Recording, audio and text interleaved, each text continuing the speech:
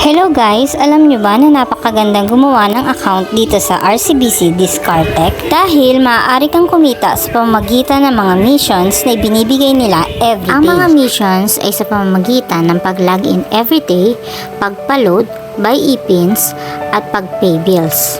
Ito nga palang missions na pag-login everyday ay makakuha ka ng 0.25 cents everyday. And then, i-complete mo ito sa 30 days or 31 days na total of 7.75 pesos. Sayang din yun. Ito namang pag-load everyday ay maaari kang kumita ng 5 pesos cashback. Kapag gusto mo naman mag-transfer from Discartech account to your GCash account, ito ay may fee na 8 pesos only. Via InstaPay ito, kaya matatanggap mo siya real time. At ito pa guys, ito ang hinihintay natin, ang 6.5% interest per annum.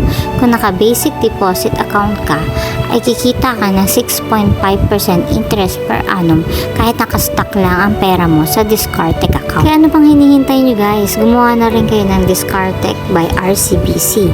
Oops, wait lang, hindi ito sponsor.